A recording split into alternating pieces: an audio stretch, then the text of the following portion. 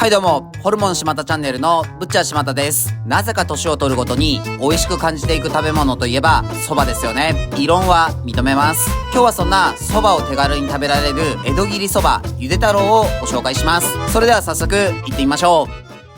子供の頃はうどんが好きだったけど、なぜか年齢を重ねるにつれてだんだんと蕎麦を好んで食べるようになってきた今日この頃、近い将来突然蕎麦打ちを始める自信があります。なぜか日本人の男性は定年後蕎麦打ちを始めるなんてデータもあるとかないとか、確かに自分の周りでも蕎麦打ちを急に始めていた人いましたね。それだけ日本人にとって蕎麦は馴染みのある食べ物とも言えます。今日伺うのはそんな日本人の大好きな蕎麦を気軽に食べることができる江戸切り蕎麦ゆで太郎です。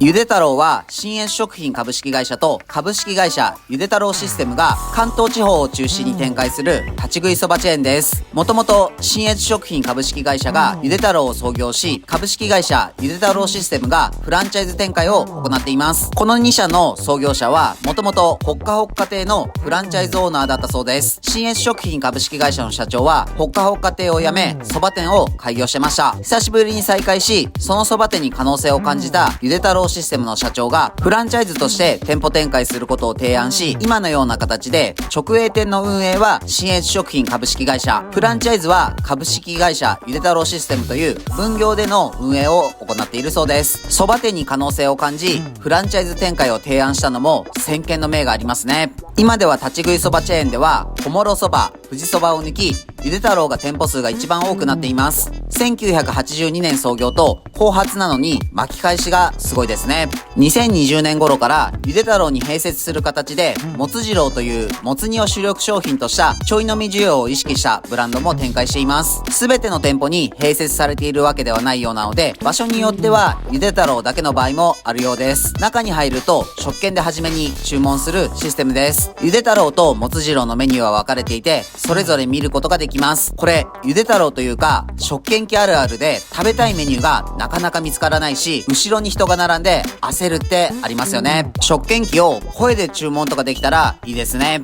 一通り注文を買ってカウンターで食券を渡して注文が出来上がるのを待ちます。もつ次郎では飲みすけセットという酒飲みにはありがたいセットがあります。つまみ3種とアルコールが2つ選べて980円は安すぎます。都内の店舗などは立ち食いメインですが、郊外型の店舗はテーブルが設けられていて座って食事を楽しむことができるのもいいですね。商品受け取り口の横には調味料などが設置されているので自由に入れることができます。いろいろ味変ができるのも飽きが来なくていいですよね。それでは注文した商品が完成したので取ってきました。今日は新卒の鈴木くんが同行です。自分は飲みすけセットでもつ煮、アジフライ、おみつけ、ビール、レモンサワーです。このセットで980円はお得感ありますね。あと天ぷら盛り合わせ、盛り汁セット、大根おろし、なめこをオーダーです。鈴木くんはカツ丼大盛り、わんぱくですね。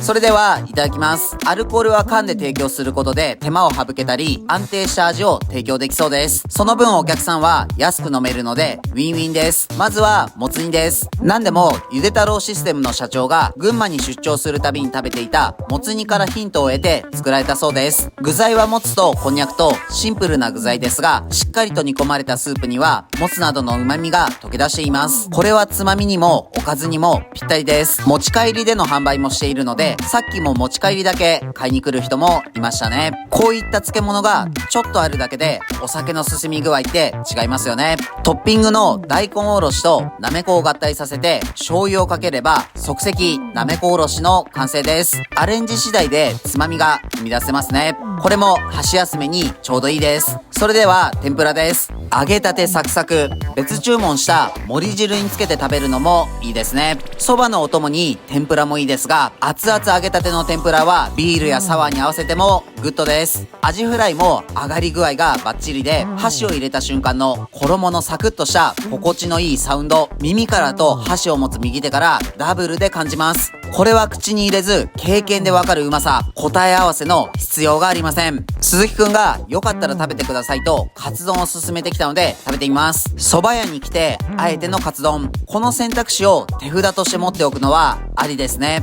蕎麦屋のカツ丼は肉屋のコロッケくらい安心感があります。肉厚だけど柔らかい豚ロースは甘じょっぱいタレと絡んでご飯ともよく合います。好きなものは最後に残したくなっちゃう派なので、天ぷらラストは舞茸の天ぷらです。舞茸の天ぷらなら毎日食べられますね。天ぷらの衣が多すぎるとなんだか損した気分になりますが、舞茸はゴリゴリに衣がついていて、口の中怪我しそうなくらいカリッカリのやつを天汁につけて食べるのが好きです。やっぱり天ぷらは揚げたてに限りますね。レモンサワーに移りましょう。口の中が適度にオイリーなので、レモンの酸味と炭酸が口の中をリセットしてくれます。お腹も満たされてきたので、そろそろ締めに移りましょう。締めはかけそばとコロッケ、あと気になったのでカレーのルーも注文しました。鈴木くんはまだ物足りないらしく、肉舞茸せいろを注文です。コロッケをかけそばの上にトッピングしてコロッケそばの完成です。この場合のコロッケはシンプルなものが好きですね。おしゃれじゃなくていいです。味で言えばコロッケそば以上でも以下でもないです。とにかく早く安くお腹を満たしたい、そんな人にはおすすめかもしれません。